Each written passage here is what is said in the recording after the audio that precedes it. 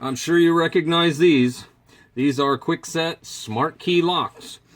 All three of them, while have a similar design, are a little different. These are old generation, and this is current 4th generation lock. But they all have one thing in common, and that is, without an existing key, it's very difficult, or in some cases impossible, to rekey them without a special tool. Some people like to take them apart, but that's risky. So Kwikset does make a rekeying cradle, but sometimes they don't work.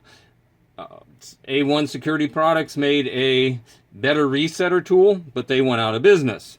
So I created my SmartKey reset tool. And you can see it down here.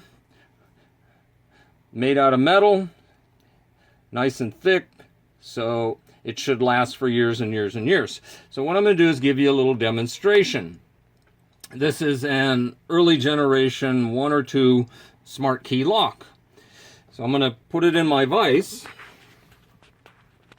But one thing you should do is, before you even start working on the lock, you want to clean it and lubricate it.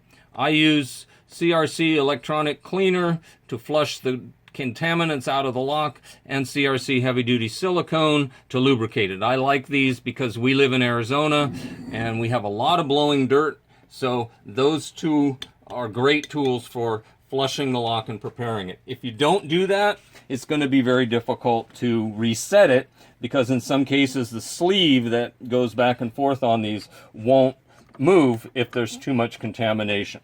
So I chuck it up in the lock in the vise, but I'm very careful, because if I apply too much pressure, it's going to bind the lock. Now you notice that there's 5 little points on the tool, and there's 5 little recesses in the lock. Each recess has a pin, and you can kind of see the pins sticking up there. So the way that the tool works is, when you align the points on the tool with the pins in the lock, it sets them to the perfect height to allow the cylinder to rotate.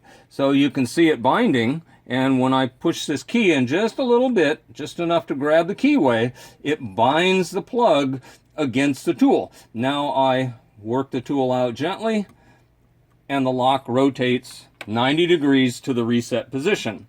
Now I take my tool and find the reset hole and put it in. Keep in mind though that this is a very fragile tip.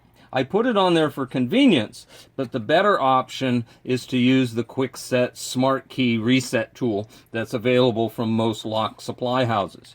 I put the tip on here for emergencies, when maybe you left the other tool in the van, but again, be very careful, because it is delicate and it can snap off. So I push it in, reset, I put my pre-cut key in, and I've just rekeyed that lock. Let's try it again.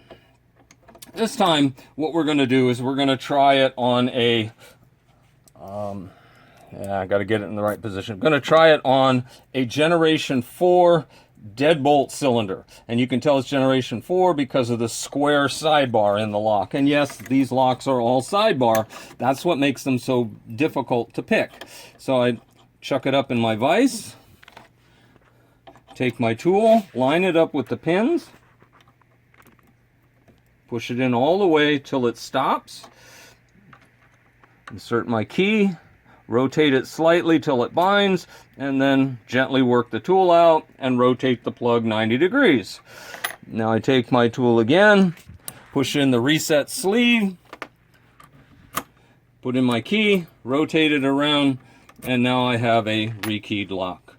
So my SmartKey reset tool, awesome concept. The best thing is it doesn't have a lot of moving parts to fail like the Kwikset cradle, and fits nicely either on your keychain or in your toolbox.